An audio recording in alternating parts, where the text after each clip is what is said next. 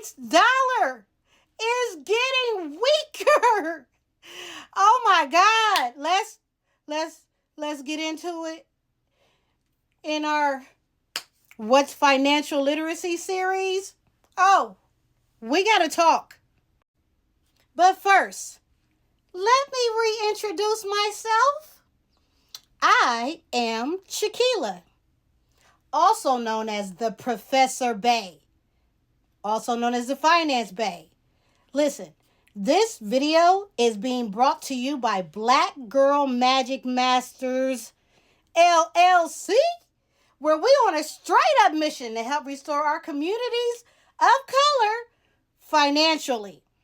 And yo, we need to talk about this weak dollar scenario. Let's get into it.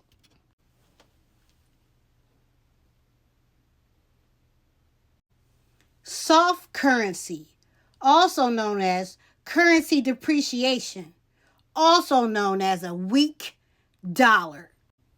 What is soft money? Well, it's an economic term for a weak dollar, boo. Meaning there's a decline in your purchasing power compared to those people in other countries. It basically makes it hard for businesses here in the United States to import their products because of rising costs. However, for businesses who have products to ship, the costs are basically cheaper. Ultimately, boo, the United States dollar is worth less. And this can lead to high inflation. So what's high inflation? I'm glad you asked, because when inflation is high, we as consumers, we spend more money on the same products and goods that we was buying last year, often without our wages increasing. And this reduces household savings, and it basically raises our cost of living. Essentially, high inflation means that the cost of living for us is increasing faster than our income. And this reduces our overall standard of living for all of us, for many households. I'll just put it that way. High inflation, it creates instability. It leads to lower business investment and lower consumer spending, which potentially slows the economic growth of our United States. Now,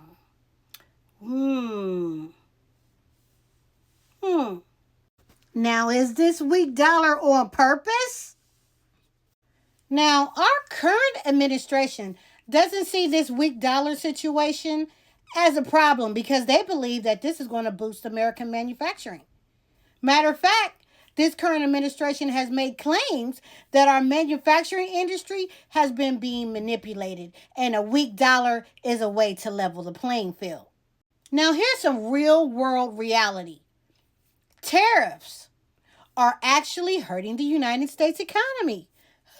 Imagine that.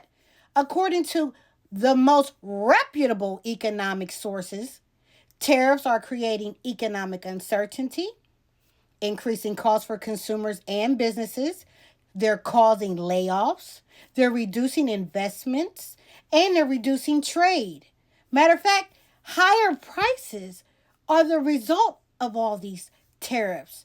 Tariffs are actually acting like a tax, and job losses in manufacturing decrease business confidence. And if we're trying to level the playing field,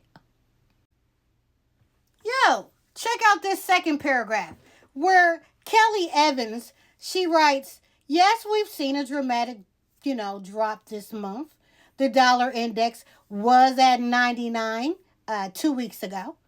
Then she goes on to say it slid below 96, last Thursday morning.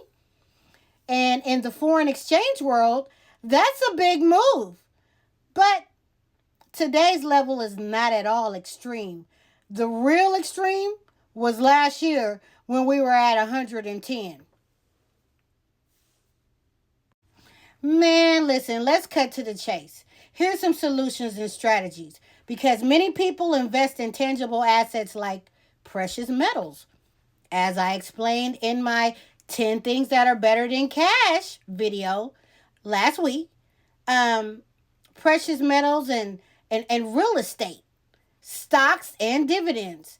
And it would be wise for you to invest in a high yield savings account, money market funds, and CDs, i.e., certificates of deposits.